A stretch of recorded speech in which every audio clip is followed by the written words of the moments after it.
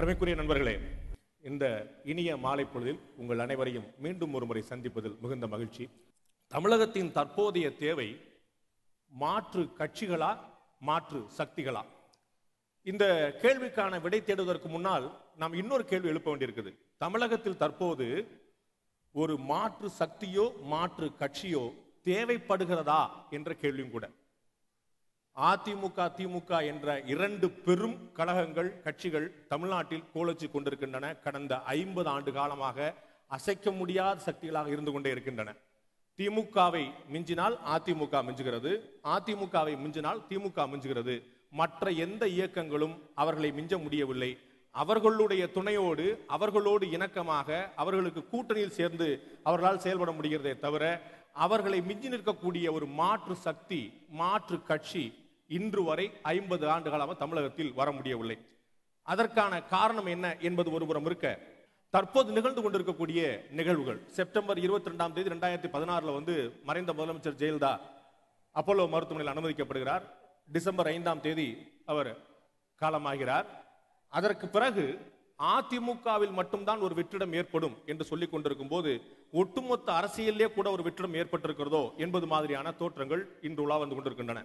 திமுக அதிமுக ரெண்டுமே ஒரு வலுவான கட்சிகளா இருந்து கொண்டிருக்கும் போது மாற்று கட்சிகள் தேவையா, மாற்று சக்திகள் தேவையா அப்படிங்கிற முதல் கேள்வி ஆகிறது. இங்க இருக்கக்கூடிய விருந்தினர் பெருமக்கள் முதல்ல மாற்று சக்தி, மாற்று கட்சி தேவையா என்பதற்கான பதிலை சொல்வார்கள் என்று எதிர்பார்ப்போம். அதன் பிறகு அப்படி மாற்று கட்சி சக்தி தேவை என்று சொன்னால் அது யார் இட்டு நிரப்ப முடியும் அப்படிங்கிற கேள்வி இரண்டாவது. அதுதான் நாம் அவர்கிட்ட பதில் பெற பார்க்கிறோம். ஏன் அரசியல் இன்னைக்கு 1008 கட்சிகள் தமிழ்நாட்டில் அங்கீகரிக்கப்பட்ட தேசிய கட்சிகள் 4, அங்கீகரிக்கப்பட்ட தேசிய கட்சிகள் 4, அங்கீகரிக்கப்பட்ட மாநில கட்சிகள் 3. சோ அங்கீகாரம் பெறாமல் பதிவு மட்டுமே பண்ணிருக்கக்கூடிய கட்சிகள் 132 தமிழ்நாட்டில் மட்டும் கட்சிகளாக. இது தவிர இயக்கங்களாக இருப்பவை தனி. ஜல்லிக்கட்டு போராட்டத்துக்கு பிறகு 2-3 இயக்கங்கள் தோன்றின. நான் தான் மாற்று சக்தி, நான் தான் மாற்று கட்சி அப்படின்னு. ரஜினிகாந்த் ரசிகர்களோட போட்டோ எடுக்க போறேன்னு சொன்னார், அவ்வளவுதான். தமிழ்நாட்டில் எல்லா வாரிதழ்களிலும் ரஜினியுடைய 2வது அவதாரம் இன்னிங்ஸ் மௌனம் கலைக்க போறார், வந்துட்டார், போட்டோ எடுக்க போறாருன்னு அவர் பார்த்தாரு. போட்டோவை எடுக்க வேண்டாம், முடிச்சு போயிட்டார். போட்டோ எடுக்கிறதுக்கு தேதி குறிச்சாரு, ஏப்ரல் 12ஆம் தேதி. அந்த இடைத்தேர்தல் ரத்தாச்சு, இவருடைய போட்டோ ரத்தாச்சு. அந்த நாள் அவ்வளவு ராசி இருக்குன்னு நினைக்கிறேன், ஏப்ரல் 12. சோ அது இல்லைன்னு சொல்லி சொல்லிட்டாங்க. ரஜினிகாந்த் வருவாரா இல்லையான்னு தெரியல, விஷால் அதுக்குள்ள வந்துருவார் போல தெரியுது. அவர் அந்த பக்கம் நடிகர் சங்கத்துக்கு போனாரு, இந்த பக்கம் தயாரிப்பாளர் சங்கத்துக்கு போனாரு. இன்னும் என்னென்ன சங்கங்கள்லாம் திரையுலகத்தில் விட்டு வச்சிருக்காங்க. எனக்கு இங்க 2 இயக்குநர்கள் இருக்கிறாங்க, இயக்குநர் சங்கம் பத்திரம், அவ்வளவுதான். அதுக்குள்ள ஏதாவது வந்துருவாரான்னு தெரியல. அந்த அளவுக்கு விகரசா எல்லாருக்குமே அடுத்தடுத்த கட்டங்களுக்கு போகணும் அப்படிங்கிறதுக்கு நடிகர் விஜய் எல்லாம் யோசிச்சுட்டு இருப்பாரு நினைக்கிறேன். நம்ம மெதுமெதுவா ஸ்டெப் போட்டு இப்பதான் தலைவா அண்ணா அப்படின்லாம் படம் பேர் வச்சுக்கிட்டு இருக்கோம், தம்பி அதுக்குள்ள வேகமா பாஞ்சிக்கிட்டு இருக்கேன் அப்படின்னு யோசிச்சிருப்பாரு நினைக்கிறேன். இது மாதிரி எல்லாருக்குமே ஒரு எண்ணம், ஒரு எதிர்பார்ப்பு இருக்கிறது. அதற்கான தேவை இருக்கிறதா அப்படிங்கிற கேள்விதான் ரொம்ப அதிகமா இருக்குது. அப்படி மாற்று சக்தி கட்சி வேணுங்கிற சிந்தனை எதனால வருது? ஆர்கேனர் தேர்தல்னாலயா? தேர்தல் ரத்தாயிருச்சா? நிறைய பணம் புழங்கிருச்சா? நம்ம மக்களை பத்தி எல்லாருக்குமே தெரியும். தந்தி தொலைக்காட்சிக்கு உங்களுடைய தயவுல தேர்தல் கமிஷன் மூலமா ஒரு தேசிய விருது கிடைச்சது. வாக்காளர்களுக்கு விழிப்புணர்வு ஏற்படுத்துறாங்க அப்படின்னு ஒரு தேசிய விருது. இந்த மக்கள் மன்ற நிகழ்ச்சிக்கு அது ஒரு முக்கியமான பங்கு உண்டு அந்த தேசிய விருது கிடைக்கிறதுக்கு. என்ன காரணம்? எல்லா இடத்துலயும் நாங்க பேசிட்டே இருந்தோம், காசு வாங்காதீங்க, காசு வாங்காதீங்க, காசை வாங்குறது உங்களை விற்கிற மாதிரி அப்படின்னு. நீங்களும் கைதட்டினீங்க, அவங்களும் விருது கொடுத்தாங்க. ஆர்கேனர் மக்கள் சொன்னாங்க, அவன் அப்படித்தான் பேசிட்டு இருப்பான், இந்த பக்கம் 4000, அந்த பக்கம் 2000, அவங்க ஒரு 500 கொடுக்குறேன் நாங்களே போய் வரலையாப்பான்னு. ஒரு ஓட்டுக்கு 6000, 1500. இதுல வேற பெருந்தன்மையோட 3 ஓட்டு அப்படின்னா 12000 வச்சுனா ரவுண்டா வச்சுக்கோ 15000 அப்படின்னு, 4 ஓட்டுனா 16000 ரவுண்டா வச்சுக்கோ அப்படின்னு 20000. அவங்க மக்கள் கொளிச்சு பெரிய ஆச்சரியம் பாருங்க. 4000 கொடுக்கப்பட்டது அப்படின்னு தமிழ்நாட்டில் சொல்லாத ஆளே கிடையாது. ஆனா எப்ப கொடுத்தாங்க, எப்படி கொடுத்தாங்கன்னு யாருக்குமே தெரியாது. சுனாமி மாதிரி வந்தாங்க, சுனாமி மாதிரி போயிட்டாங்க, தடவை கொடுத்து இல்லாத முடியாது.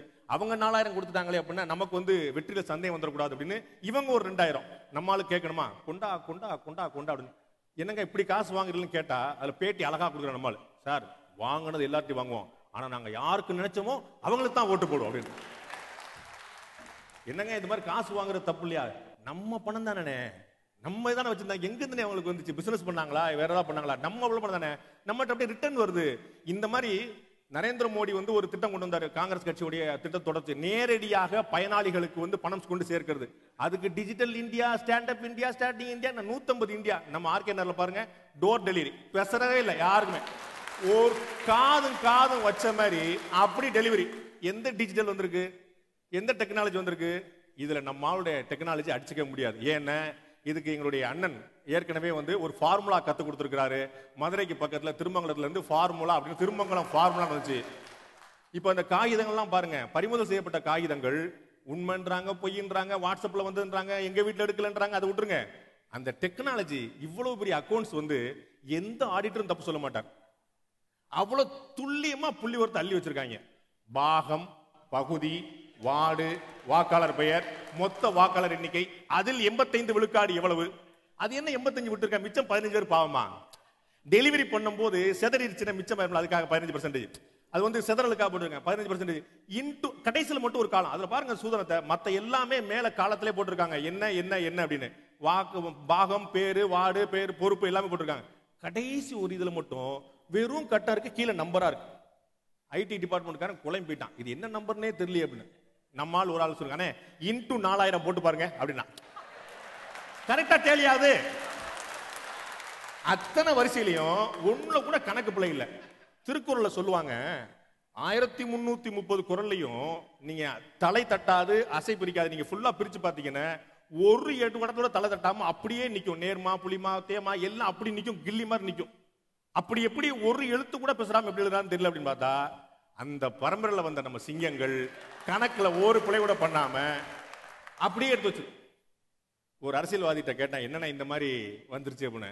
சின்ன பிள்ளைங்க விவரம் தெரியாம எங்களை மாதிரி பழைய ஆள்கிட்ட கொடுத்துருந்தா பிரச்சனை வந்திருக்காது, பூரா சின்ன பிள்ளைகள் கொடுத்தா. தம்பி நல்ல வியாபாரி அப்படி அரிசியை கையில தூக்கணும்னு இடம் தெரியணும் தம்பி, எழுதி வச்சா சொல்றது அப்படின்றார். இதுக்கெல்லாம அக்கௌண்ட் வைக்கிறது. சின்ன பிள்ளைங்க இவர் நல்ல பேர் வாங்குறக்கா அப்படி எழுதி வச்சு கரெக்டா சொல்லி இருக்காரு போல. இப்படி மாறி மாறி அரசியல் வந்து ஒரு வெறுப்பை நோக்கி கொண்டு போகுது அப்படின்னு பார்த்தா, இப்ப ஆர்கே நகர்ல தான் நடந்துச்சு, அதுக்கு முன்னாடி நடக்கலையா? மக்கள் எல்லாம் உண்மையில அவ்வளவு வெறுத்துட்டாங்களா அப்படின்னு. தினம் தினம் பொண்டாட்டியை குடிச்சு போட்டு அடிக்கிற ஒரு புருஷனை திடீர்னு ஒரு நாள் பொண்டாட்டி கோவப்பட்டு அந்த அம்மிக்கலை தூக்கி போட்டுறது இல்லையா? அது மாதிரி என்னைக்கு மக்கள் எதுக்காக கோவப்படுறாங்கன்னு தெரியாது. எல்லாத்துக்கும் கைதட்டுவாங்க, எல்லாத்துக்கும் சிரிப்பாங்க, எல்லாத்துக்கும் ஜாலியா இருப்பாங்க. எல்லாருக்கும் கூட்டம் வருது. எங்க அண்ணன் சீமானுக்கு அதே கூட்டம் வருது, எங்க அண்ணன் ஸ்டாலினுக்கு அதே கூட்டம் வருது. பயங்கரமான கூட்டம், பார்க்க முடியல. எல்லா பக்கம் பார்த்தா இப்படி இவர் ஜெயிச்சுறாப்ல அவர் ஜெயிச்சுறாப்ல போனா ஓட்டு மட்டும் தெளிவா வேற எந்த பக்கமா போட்டுறாங்க. சோ மாற்றுக்கான இந்த தேவை எங்க வருது அப்படிங்கிற கேள்வி வருது. அதிமுக திமுக 2 இயக்கங்களும் கிள்ளுக்கீரை அல்ல. இதற்கு முன்னாடி ஒரு நிகழ்ச்சியில சொன்னது போல பலர் முயற்சி பண்ணாங்க எப்படியாவது காலி பண்ணணும்னு. 96ல வைகோக்கு ஏற்பட்ட எழுச்சி மிகப்பெரியது. அதே 96ல தமாக வந்த உயரம், தொட்ட உயரம் மிகப்பெரியது. அதற்கு பிறகு விஜயகாந்த் மாறி மாறி வந்து ஒரு மாற்றுக்கான முயற்சி தேவை எதிர்பார்ப்பு இருந்து கொண்டே இருந்தது. ஆனால் நடைமுறைக்கு ஆனதா என்றால் இல்லை. இன்றைய அரசியல் சூழ்நிலையில் அதற்கான காலம் கடிந்திருக்கிறதா? இதுதான் கேள்வி. மாற்று சக்தி கட்சி தேவையா? அப்படி தேவையெனில் யாராக இருக்க முடியும்? இதுதான் இன்றைய மக்கள் மன்றத்துடைய பொருளாக இருக்கிறது. தற்போதைய தேவை மாற்று கட்சிகளே என்ற அணியிலிருந்து திரு வேல்முருகன் அவர்களை பேச வருமாறு அன்போடு அழைக்கிறேன். 100 ரூபாயில ஆரம்பிச்சு, 10 ரூபாயில ஆரம்பிச்சு, 20 ரூபாயில ஆரம்பிச்சு, 50 ரூபாயில ஆரம்பிச்சு, 500 ரூபாயில வந்து இன்னைக்கு 4000 ரூபாய்க்கு வந்து நிக்குது. இன்னும் இது எத்தனாயிரத்துக்கு போகும்னு எங்களுக்கு தெரியாது. ஆக இந்த நிலை மாற்றப்பட வேண்டும் என்கிறோம். அந்த அடிப்படையில் தான் தமிழ்நாட்டில் இந்த மண்ணுக்காக, இந்த மக்களுக்காக, இந்த இனத்திற்காக, இந்த மொழிக்காக, உலகம் முழுவதும் வாழ்கின்ற தமிழ் சமூகத்தின் உரிமைக்காக களமாடுகிற எண்ணற்ற அரசியல் இயக்கங்கள் இருக்கிறது, அரசியல் சிறு சிறு கட்சிகள் இருக்கிறது. இவர்களை அங்கீகரிக்க வேண்டும் மாற்றாக என்று தமிழக மக்களை நாங்கள் வேண்டி முன்னிக்கிறோம். நீங்க டெல்லி எடுத்துக்கிட்டா காங்கிரஸ் பிஜேபி, தமிழ்நாட்டை எடுத்துக்கிட்டா அதிமுக திமுக. ஏன் வேற யாருக்கும் மக்கள் வாய்ப்பு கொடுக்க கூடாதா? நம்ம வீட்டில் என்ன செய்யறோம்? இன்னைக்கு பொங்கல் சாப்பிட்டோம், நேற்றுக்கு மறுநாள் பூரி சாப்பிடணும்னு நினைக்கிறோம், மறுநாள் தயிர் வடை சாப்பிடணும்னு நினைக்கிறோம். சரி, ரெண்டும் வேணா இன்னைக்கு வெஜிடபிள் சாப்பிடணும்னு நினைக்கிறோமா இல்லையா? சாதாரண 3 வேளை உணவையே தொடர்ந்து ஒரு உணவை சாப்பிடுகின்ற போது சலிப்பெடுவது என்று சொன்னால், இங்கே உட்கார்ந்து இருக்கின்ற அனைத்து மக்களுடைய வாழ்வுரிமையை தீர்மானிக்கிற ஒரு மிகப்பெரிய அரசியல் என்பதை மாற்றுவதற்கு ஏன் தமிழக மக்கள் தயாராக இல்லை? தெரிஞ்சு கொடுக்கிறானா தெரியாம கொடுக்கிறானா, ஏன் வாங்க வேண்டும்? அந்த பணம் எங்கிருந்து வருகிறது? யாருடைய பணம்? இன்றைக்கு கைப்பற்றப்பட்ட 89 கோடி ரூபாய்க்கான ஆவணங்கள் யாருடைய பணம்? மக்களின் பணம் அல்லவா? ஒரு ஆசிரியர் மாறுதலுக்கு பல லட்சங்கள் வாங்கப்பட்டதா இல்லையா? ஒரு தலைமை ஆசிரியர் மாறுதலுக்கு லட்சங்கள் வாங்கப்படுகிறதா இல்லையா? சாதாரண கார்பரேஷன்ல ஒரு இபி பாக்ஸை பக்கத்தில் 10 அடி தூரத்தில் வாங்கி வைப்பதற்கு 1.5 லட்சம் ரூபாய் கேட்கிற கொள்ளை கூட்டம் நாட்டை தொடர்ந்து ஆண்டு கொண்டு இருக்கிறதா இல்லையா? ஒரு இளம் சட்டமன்ற உறுப்பினர் இன்றைக்கு மணல் கொள்ளை என்று அடிக்கிறார்களே, இதை தமிழ்நாட்டில் இருக்கிற அத்தனை புள்ளி விவரங்களையும் எடுத்துக்கொண்டு இன்றைக்கு அனைத்து கட்சிகளும் கூட்டு சேர்ந்து கொண்டு மாவட்ட ஆட்சித்தலைவர் முன்னிலையில் ஏலம் எடுத்து கொள்ளையடிக்கிறார்கள். இது அரசுரிமை ஆக்கப்பட வேண்டும் என்று ஆக்கியவன், சட்டம் கொண்டு வந்தவன், போராடியவன் வேல்முருகன். என்ன அங்கீகாரம் இருந்துச்சு? அதே மணல் குவாரி கும்பல்கள் லாரி ஏற்றி கொலை செய்ய வந்தா 25 ஆண்டு காலமாக எனக்கு ஆயுதம் ஏந்திய காவல்துறை இன்று வரையில் பாதுகாப்பில் இருக்கிறான். தென் மாவட்டங்களிலிருந்து பள்ளியில் படிக்க வேண்டிய வயதில் இருக்கின்ற மாணவ செல்வங்களை கொண்டு வந்து சில கும்பல்கள் அடிமையாக்கி அவனை சுண்டல் வைக்கின்றார்களே, அந்த சுண்டல் வைக்கிற குழந்தைகளுக்கும் கல்வி வேண்டும் என்று அதற்காக ஒரு அரசாணையை பிறப்பித்து இன்றைக்கு 3 வேன்களை அங்கே ஆசிரியர்களை நியமனம் செய்து நடமாடும் கல்விக்கூடம் அமைக்க வேண்டும் என்று முதலமைச்சரிடத்தில் கொண்டு எத்தனையோ சொல்ல முடியும். சட்டத்தை கையில் எடுத்துக்கொண்ட அதிகாரிகளை அதே இடத்தில் பணி நீக்கம் செய்தேன். நாட்டுடைய அமைச்சருடைய குடும்பத்தார் நடத்திய அனைத்து சுகாதார வளாகங்கள் கான்ட்ராக்ட் 50 காசு வாங்கணும்னா 5 ரூபா வாங்குவான். சைக்கிள் ஸ்டாண்ட்ல 1 ரூபா வாங்கணும்னா 5 ரூபா வாங்குவான். பெட்ரோலை திருடுவான். கையும் களவுமா பிடித்து அதே இடத்தில் அவர்களுக்கு தண்டனை கொடுத்தோம், கைது செய்தோம், வழக்கு பதிவு செய்தோம், ஒப்பந்தத்தை ரத்து செய்தோம். அப்படிப்பட்ட இரவு பகல் பாராமல், எவங்கிட்ட லஞ்சம் வாங்காம, கையூட்டு பெறாம, இரவு பகல் பாராமல் மக்களுக்காக, மண்ணுக்காக, இந்த உரிமைக்காக, ஊழல் ஒழிப்புக்காக, லஞ்ச ஒழிப்புக்காக, கனிம வளத்தை சுரண்டுவதிலிருந்து தடுப்பதற்காக எத்தனையோ தலைமைகள் காத்து கொண்டிருக்கிறார்கள் வாய்ப்புகள் ஏங்கி. ஆனா அவர்களுக்கெல்லாம் வாய்ப்புகள் இல்லை. இங்கு நல்ல அரசியல் தலைமைகளுக்கு வாய்ப்பு இல்லை. என்னை போன்று இளம் வயதில் சட்டப்பேரவை உறுப்பினராகி இந்த மண்ணுக்கும் மக்களுக்கும் ஏதாவது செய்ய வேண்டும் என்று துடிக்கிறவர்களுக்கு இந்த மக்களிடத்தில் அங்கீகாரம் இல்லை. ஆனா ஓட்டுக்கு 500 ரூபா கொடுக்கறியா, 1000 ரூபா கொடுக்கறியா, 2000 ரூபா கொடுக்கறியா? சுவர் விளம்பரத்துக்கு இன்னைக்கு மக்கள் காசு கேட்கறான். அரசியல் கட்சிக்காரன் போய் கொஞ்சம் வீடு மெயின் ரோட்ல இருக்க எழுதிக்கிறேன்னு கேட்டா இதுக்கு சதுரடிக்கு எவ்வளவு தருவன்னு கேட்கறான். ஆக இப்படி இந்த மக்களை மாற்றியது யார்? இந்த 50 ஆண்டுகள் அரசியல் தானே. ஆக இந்த அரசியலே வச்சுக்கிட்டு நீங்க திரும்பவும் அரசியல் கட்சிகள் நான் என்ன சொல்லுவேன், இந்த அரசியல் கட்சி வேண்டாம், அந்த திமுக அண்ணா திமுக வேண்டாம், திமுக அண்ணா திமுக வேண்டாம், காங்கிரஸ் பாரதிய ஜனதா வேண்டாம். மாற்று அரசியல் தமிழ்நாட்டில் நிச்சயம் கொண்டு வர முடியும். இன்றைய இளைஞர்களால் முடியும், இன்றைய மாணவர்களால் முடியும், இன்றைய மக்களால் முடியும். திமுக அதிமுக வேண்டாம்னு நீங்க எல்லாம் முடிவு பண்ணீங்கன்னா மக்கள் யோசிப்பாங்க. நீங்க படக்கம் தேர்தலில் கூட்டணி வச்சிருக்கீங்களே, அதுக்கு தான் சொல்ல வரேன். நாங்க போய் அதுதான் நான் சொல்ல வரேன். நான் கூட்டணி வைக்கலங்க ஐயா.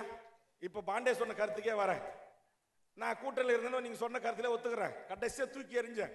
அவங்க போட்ட கண்டிஷன், சின்னத்துல நிக்க முடியாது, கொடுக்கிற சீட்டா வாங்க முடியாது, பூர்ண மதிவிலக்கு கொள்கை, வேற சில விஷயங்கள், ஈழ சார்ந்த இனப்படுகொலை சார்ந்த சில விஷயங்களை முன்வைத்தேன். இல்ல வேல்முருகா நீங்க குடியிருத்துக்கு சரியான ஆளுல போனாங்க. வெளியே வந்த தனியாக நின்று இன்றைக்கு இருக்கிற தேசிய கட்சிகள், அருமைச்ச ஒரு ராகவன் கட்சிகள் உட்பட தமிழ்நாட்டில் இருக்கிற மிகப்பெரிய கட்சிகள் எல்லாம் தேர்தலில் அந்த தலைமை எல்லாம் நீங்கள் அங்கீகரிக்கப்பட்ட அரசியல் கட்சி என்று சொன்ன தேமுதிகவுடைய தலைவர் கூட வைப்பு தொகையை இழந்தார். வேல்முருகன் வைப்பு தொகையை இழக்கவில்லை. 31,000 ஓட்டுகளை வெறும் 10 நாட்களில் வேல்முருகன் வாங்கினார். அந்த 31,000 ஓட்டு போட்ட மக்கள் இன்னும் ஒரு 10,000 ஓட்டு சேர்த்து போட்டிருந்தா மாற்று அரசியல வேல்முருகன் பேசுவான், மாற்று கட்சியோட சேர்ந்து தேர்தல்களத்தை சந்திப்பான். உண்மையிலேயே தமிழ் சமூகத்திற்கு ஊழல் இல்லாத, லஞ்சம் இல்லாத, சாதி வரி இல்லாத, மத சண்டை இல்லாத இந்த தமிழ் சமூகத்தின் மேன்மைக்கு, முன்னேற்றத்திற்கு, வளர்ச்சிக்கு, லஞ்சம் லாவணியத்தை ஒழிக்கிற எங்களை போன்ற இளைய தலைமுறை பிள்ளைகள் உருவாக்குகின்ற கட்சிகளை தமிழ் சமூகம் நீங்கள் ஆதரியுங்கள், ஆதரிக்க தயாராக முன்வருங்கள். நிச்சயம் ஊழல் ஒழிக்கப்படும், மாற்று அரசியல் இந்த மண்ணில் உருவாக்கப்படும். மாற்று அரசியல் கட்சி இந்த மக்கள் அங்கீகரித்தால் நிச்சயம் இத்தனை ஆண்டுகள் இந்த அழிவுக்கு சரியான ஒரு பாடத்தை நாங்கள் புகுட்டுவோம். அதற்கு தயாரா? மக்கள் தயார் இல்லையே, மக்கள் தயார் இல்லையே. நான் கூட தான் கத்துறேன்.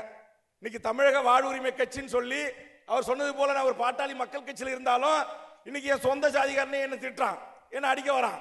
ஆமா, இவர் சாதியை காட்டி கொடுத்துட்டாரு. இவர் பெரிய சாதி இல்லாம தமிழ்நாட்டில் வாழ்ற எல்லா மக்களுக்கும் சேர்த்து பொதுவா தமிழருக்குன்னு கட்சி நடத்த போறாரு. இவர் நாளைக்கு ஆட்சியை பிடிக்க போறாரு அப்படின்னு என்ன கிண்டல் பண்றான், கேலி பண்றான். நான் அதுல இருந்தாலும் வெளியே வந்து அனைத்து மக்களையும் உள்ளடக்கி ஒரு பொதுவான தமிழர் நிலத்தில் வாழ்கின்ற அனைத்து மக்களுக்குமான ஒரு கட்சியாக நடத்துறேன். 6 ஆண்டு காலம் எங்களுக்கு என்ன நீங்க அங்கீகாரம் கொடுத்துட்டீங்க?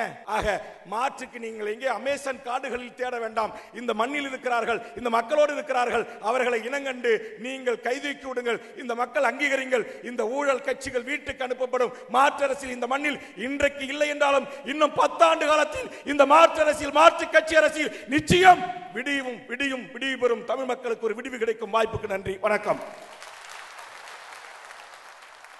உணர்ச்சி கொந்தளிப்பா இருக்கும்னு சொன்னேன் தான். இவ்வளவு உணர்ச்சி கொந்தளிப்பா இருக்கும் நானே எதிர்பார்க்கல. மைக் ஆஃப் ஆயிருந்தா கூட பிரச்சனை இல்லை போல, அவ்வளவு தெளிவா அண்ணனுடைய கணீர் குரல் ஒட்டுமொத்தமாக அவருடைய எதிர்பார்ப்பு புரிகிறது. மாற்று பேசக்கூடியவர்களுக்கான வாய்ப்பை நீங்கள் வழங்காவிட்டால் மாற்றம் உங்களுக்கு எப்படி வரும் அப்படிங்கிறது அவருடைய கேள்வியா இருக்கிறது. அடுத்ததாக மாற்று சக்திகள் தான் தமிழகத்துடைய தற்போதைய தேவை என்ற நிலையிலிருந்து இயக்குனர் திரு தங்கர் பச்சான் அவர்களை பேச அழைக்கிறேன். அவருடைய குரலாம் நான் பேசுறதுன்னு சொல்லுவேன். இந்த முறை அதை சொல்றது எனக்கு வெக்கமா இருக்கு, அசிங்கமா இருக்கு. ஏன்னா நான் நினைச்சுக்கிட்டு இருக்கேன் மக்களும் என் நிலையில் இருக்காங்கன்னு. அவங்க இல்லைன்னு சொல்லிக்கிட்டே இருக்காங்க. எத்தனை முறை தேர்தல் வந்தாலும் மக்கள் மட்டுமே தோற்றுக்கொண்டே இருக்கிறார்கள். ஆனால் ஒரு முறை கூட அவங்க வெற்றி பெற்றதே இல்லை. ஏனோ அந்த மக்கள் உணர மறுக்கிறாங்க. என்ன ஆச்சு? சிந்திக்கவே மாட்டோமா? சிந்திக்க தெரியாதா? இந்த புழுக்கள் இருக்குல்ல, ஏதாவது இப்படி ஒரு குச்சால தட்டிங்கன்னா நெளியும், அதனுடைய எதிர்வினையை காட்டும். இந்த மக்களை போட்டு நசுங்க, அடிங்க, உதைங்க, கொள்ளை அடிச்சுட்டு போங்க, ஒன்றும் கிடையாது. 540 பொறியியல் கல்லூரிகள் 20,000 பேருக்கு தான் வேலை கிடைக்குதாம்.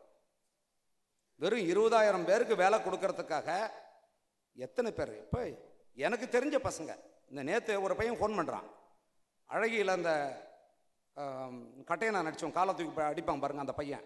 அவன் இப்போ அந்த சின்ன பையன் ஃபோன் பண்ணி சொல்கிறான், என்னடா பண்ணுற அப்படின்னா, நான் இன்ஜினியரிங் முடிச்சேன்னு 3 வருஷத்துக்கு முன்னாடி சொன்னான். பாண்டிச்சேரியில் ஏதோ ஒரு எலக்ட்ரிக்கல் ஷாப்பில் 3,000 ரூபாய்க்கு வேலை பார்க்குறான். என்னையா அரசாங்கம் நடத்துறீங்க? எவனுக்கு இந்த கல்லூரிலாம்? எவனுக்கு கொள்ளடிச்சு கொடுக்கறதுக்கு இந்த கல்லூரி? இது என்ன? இதுக்கு பெரிய ப்ரொஃபஸர் கோட்டை போட்டுக்கணும் 1008 துணைவேந்தர்கள், என்ன கிழிக்கிறீங்க நீங்க? என் மக்களை பரதேசி ஆக்கிட்டு பிச்சைக்காரன் ஆக்கிட்டு கைத்தாட்டாதீங்க. சும்மா நான் ஒரு தடவையும் சொல்லிக்கிட்டு இருக்கேன். என்ன அசிங்கமா இல்லை? அசிங்கமா இல்லை நமக்கெல்லாம்? இந்த பாருங்க, மக்களுக்காக போராடுறவங்களாம் சிறைக்கு தான் அனுப்புவீங்க. மக்களை கொள்ளடிக்கிறான் பாரு, அவங்ககிட்ட நாட்டை தான் கொடுத்துக்கிட்டு இருக்கீங்க. நாட்டை தான் கொடுத்துக்கிட்டே இருக்கீங்க தொடர்ந்து. ஏன் சின்னம் வச்சிருக்காங்க, நிரந்தர சின்னம். அந்த சின்னம் ஒன்றை காட்டி அதுக்கு பின்னாடி அவங்க நிறுத்துற வேட்பாளர்கள்லாம் யாரும் தெரியுமா? அவங்கள யாரும் என்னன்னு தெரியுமா? எதுக்காக அவங்கெல்லாம் கட்சியில் இணையறாங்க தெரியுமா? மக்களுக்கு தொண்டு செய்யணும் வராங்க. ஏன் மக்களே புரியாது? அரசியல் ஒரு வியாபாரங்க, பொழப்புங்க, கொள்ளடிக்கிற பொழப்புங்க. அதுக்கு தான் வராங்க. அது மூஞ்சி பார்த்தா தெரியாது உங்களுக்கு? மூஞ்சி பார்த்தா தெரியாது? ஒரு காரு, ஒரு கொடி, ஒரு அது வேற தொண்டர்கள் படை வேற உங்களுக்கு. எல்லாம் தொண்டு செய்யற கூட்டமாது. எவ்வளவு காலத்துக்கு ஏமாறுவீங்க? தொடர்ந்து மக்களை ஒரு போராட்டத்திலேயே வச்சிருக்கிறது என்னங்க அரசாங்கம்? அரசாங்கமா அது? போராடிக்கிட்டே இருப்பாங்க. கடந்த 30 ஆண்டுகளாக தொடர்ந்து நான் உதவி ஒழிப்பவர்களாக இருக்கிற அன்னையிலிருந்து அரசியல் பேசிக்கிட்டு இருக்கேன். தொடர்ந்து எங்ககிட்டே இருக்கேன். வெறுத்து போச்சு ஒரு நாள். ஏன்னா நிறுவனமா ஓடுறாங்க விவசாயிகள். என்ன உங்களுக்கு சோறு போடுற ஒரு விவசாயிய மானம் இல்லை? மானம் எவ்வளவு முக்கியமானது ஒவ்வொரு மனிதனுக்கும். நடு ரோட்ல ஓடுறாங்க. எதுக்கு ஓடுறாங்க? யாருக்காக ஓடுறாங்க? அந்த விவசாயிகள் யாருக்காக 33ஆவது நாள் போராடிக்கிட்டு இருக்காங்க? உங்களுக்கு சோறு போடுறதுக்கு. நீங்க நினைச்சிட்டு இருக்கீங்க அவன் வயிற்றுக்கு பண்றான்னு நினைக்கிறீங்க. பணம் இருந்தா என்ன பண்ணுவீங்க? என்ன பிரச்சனைனா, விவசாயி போராடிக்கிட்டே இருப்பான். அது அரசாங்கத்துக்கும் தெரியும், உங்களுக்கும் தெரியும். அது வெற்றி பெறாது. இந்த நாட்டில் யாரு வேணாலும் போராடி வெற்றி பெறலாங்க, விவசாயி மட்டும் வெற்றி பெறவே முடியாது. ஏன் தெரியுமா? இப்போ வங்கி இருக்கு. வங்கியில் பார்த்தீங்கன்னா 20 பேர் இருப்பாங்க. 20 பேர் வங்கியை விட்டு வெளியே வந்தாங்கன்னா போராட்டம் வெற்றி. ஒரு பள்ளிக்கூடம் இருக்கு, கல்லூரி இருக்கு, ஆசிரியர் வெளியே வந்தால் போராட்டம் வெற்றி. அரசு ஊழியர்கள்லாம் வெற்றி. விவசாயி என்ன செய்வான்? அவனை எல்லாரும் சேர்ந்து ஏமாத்துறீங்களா? கேட்டா பொதுமக்கள் சொல்லிட்டு உட்காந்துக்கிட்டே இருக்கீங்களா? ஏன் வீட்டை விட்டு வெளியே வந்து நில்லுங்க எல்லாரும். குழந்தை குட்டியாட வந்து நில்லுங்க எல்லாரும். எதுக்கு அங்க கத்துக்கிட்டு இருக்கான்? 400 பேருக்கு மேல செத்துருக்கான் முன்னாடி. பாருங்க, அங்க ஒண்ணுமே கிடையாது. இங்க ஆடு மாடு அத்தனையும் சாவ போகுது. இப்ப தம்பிங்க வந்தானுங்க, என்னமோ குவிஞ்சானுங்க, ஒரே ஜல்லிக்கட்டு, பேசாத அரசியல் இல்ல, அது இல்ல, எல்லாம் பண்ணான். எங்கடா தம்பிகளா இருக்கீங்க? இன்னும் என்ன நடக்கும்னு எதிர்பார்க்குறீங்க? அனைத்து விவசாயிகள் என்ன தூக்கு போட்டு செத்தா கூட சிரிச்சிட்டு போவீங்களா? எனக்கு பதைக்குது ஒன்று நடக்க போகுது டெல்லியில். நான் பயந்துகிட்டு இருக்கேன். மக்கள் பாவம் பண்ணிக்கிட்டே இருக்கீங்க. அத்தனை துயரத்துக்கும் நீங்களே தான் காரணம். நீங்களே தான். உங்களை தான் பார்த்து பாவப்படவே கூடாதுங்க. எதுக்குங்க உங்களுக்கு ஓட்டு கொடுக்குறான்? ஓட்டு எதுக்கு கொடுக்குறாங்க? உங்களுக்கு வேண்டியவர்களை நீங்கள் ஆள்வதற்காக தேர்ந்தெடுங்கன்னு ஒரு ஓட்டு கொடுக்குறாங்க. அதை சரியா பயன்படுத்திருக்கீங்களா? எவ்வளவு காலத்துக்கு சின்னத்துக்கு பின்னாடியே ஓடிக்கிட்டு இருப்பீங்க?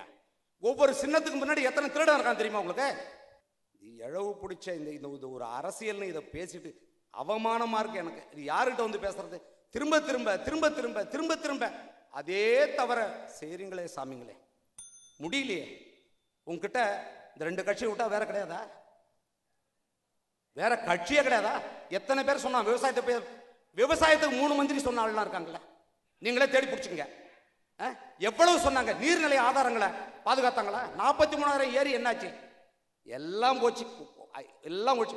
திரும்ப திரும்ப திரும்ப உங்களை பாருங்க, காப்பாற்றலாம் இனி யாரும் வரமாட்டாங்க.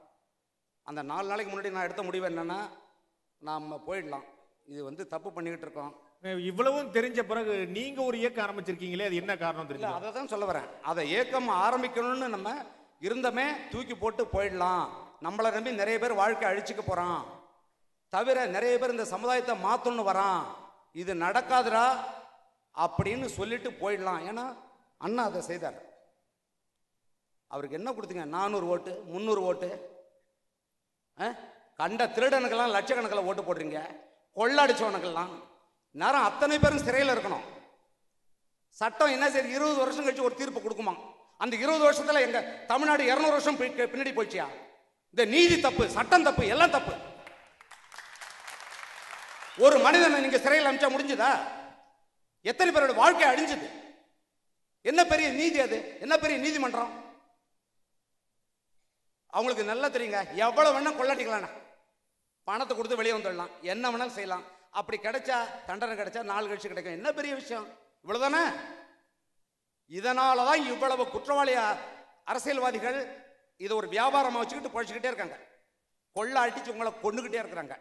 நன்றி. விரக்தியின் வெளிப்பாடாக திரு தங்கர் பச்சானுடைய குரல் இருந்தது. நிறைய முயற்சி பண்ணிக்கிட்டே இருக்கிறோம், அதற்கான ஊக்கம் உங்களிடம் தானே வர வேண்டும் அப்படின்னு திரு வேல்முருகன் அவர்கள் எழுப்பிய அதே குரலை தான் திரு தங்கர் பச்சான் அவர்களும் எழுப்பியிருந்தார். அடுத்ததாக விடுதலை சிறுத்தைகள் கட்சியுடைய பொதுச்செயலாளர் திரு ரவிக்குமார் அவர்கள் தற்போதைய தேவை மாற்று கட்சிகளே என்ற தரப்பிலிருந்து பேச வருகிறார். தமிழ்நாட்டை எடுத்துக்கொண்டால் இங்கே நம்முடைய பாண்டே அவர்கள் சொன்னது போல அங்கீகரிக்கப்பட்ட அரசியல் கட்சிகள், பதிவு செய்யப்பட்ட அரசியல் கட்சிகள் இந்திய அளவிலே 1700க்கும் மேற்பட்ட பதிவு செய்யப்பட்ட அரசியல் கட்சிகள் இருக்கின்றன. இது இல்லாமல் பல்வேறு இயக்கங்கள் செயல்பட்டு கொண்டிருக்கின்றன. ஏன் இவ்வளவு கட்சிகள் வருகின்றன? இன்றைக்கு ஆட்சியை நடத்துகிற வாய்ப்பை பெறுகிறவர்கள், விடுபடுகிற, அவர்கள் செய்ய தவறுகிற அல்லது அவர்களால் புறக்கணிக்கப்படுகிற சமூக குழுக்களிலிருந்து அவர்களது கோரிக்கைகளை முன்வைத்து புதிதாக கட்சிகள் வருகின்றன. அப்படி வந்ததுதான் பாட்டாளி மக்கள் கட்சி, அப்படி வந்ததுதான் விடுதலை சிறுத்தைகள் கட்சி, அப்படி வந்ததுதான் திரு தமிழறிவு மணியன் அவர்களுடைய காந்திய மக்கள் கட்சி. இப்படி இந்த ஆட்சியாளர்கள் செய்ய தவறுகிற விஷயங்களை, அவர்கள் புறக்கணிக்கிற விஷயங்களை முன்னிலைப்படுத்தி உருவாகிற கட்சிகள். அடுத்தது இவர்களுடைய கொள்கைகள், ஆட்சியாளர்கள் செயல்படுத்துகிற கொள்கைகள், அந்த கொள்கைகளால் பாதிக்கப்படுகிற மக்கள், அவர்களுடைய போராட்டங்களை, அவர்களுடைய அபிலாஷைகளை முன்னிறுத்தி உருவாகிற இயக்கங்கள். அந்த இயக்கங்கள் கட்சிகளாகவும் மாறுகின்றன அல்லது இயக்கங்களாகவே தொடர்ந்து நீடித்துக் கொண்டிருக்கின்றன. எப்படி இயக்கமாக தோன்றி இன்றைக்கு அரசியல் கட்சியாக இந்திய அரங்கிலே பரிணமித்திருப்பது ஆம் ஆத்மி என்று சொல்லலாம். இங்கேயும் கூட பல்வேறு கட்சிகள் அதற்கான உதாரணங்களாக இருக்கின்றன. ஆக கட்சிகள் ஏன் உருவாக்கப்படுகின்றன என்பதை நாம் பார்க்க வேண்டும். நம்முடைய பாராளுமன்ற அரசியல் முறையில் மக்களுடைய பிரதிநிதிகளாக மட்டும் கட்சிகள் செயல்படுவதில்லை, அதிகாரத்தை செயல்படுத்த வைக்கிற முகாமைகளாக, ஏஜென்சியாக கட்சிகள் இருக்கின்றன. நம்முடைய சிஸ்டம் அப்படித்தான் இருக்கிறது. எனவே அதிகாரத்தை அல்ல அரசாங்கத்தினுடைய செயல்பாடுகளில் உள்ளே நுழைந்து அவர்களை மக்களுக்கு ஏற்ற திட்டங்களை செயல்படுத்த வைக்க வேண்டும் என்று சொன்னால் அது கட்சி என்கிற ஒரு நிறுவனத்தின் மூலமாகத்தான் செய்ய முடியும் என்ற ஒரு ஏற்பாடு நம்முடைய இந்திய அரசியலமைப்பிலே இருக்கிறது. வேறு வழி இல்லை. இதன் மூலமாகத்தான் நீங்கள் தேர்தலில் பங்கேற்க வேண்டும். அப்படித்தான் நீங்கள் அங்கே ஆட்சி நிர்வாகத்தில் நீங்கள் உங்களுடைய ஆலோசனைகளை கருத்துக்களை வழங்க வேண்டும். இப்படியான ஏற்பாடுகள் இருக்கின்ற காரணத்தினாலே தான் கட்சிகள் இன்றைக்கு உருவாகின்றன, கட்சிகளாக அவை உருப்பெறுகின்றன. ஆனால் இதை தாண்டி அண்மை காலமாக தமிழகத்திலே மக்கள் தன்னெழுச்சியாக போராடுவதை நாம் பார்க்கிறோம்.